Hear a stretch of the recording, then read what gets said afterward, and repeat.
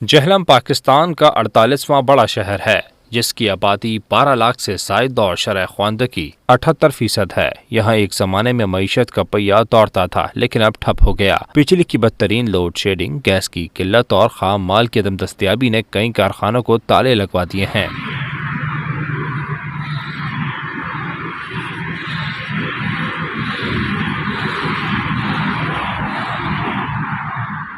मुंतखब नुमाइंदों और हुकूमती अदम तवज्जो भी मौजूदा इंडस्ट्री की सबहाली की वजह बन रही है। जहलम में छोटे कारखाने और मिल्स जरूर मौजूद हैं,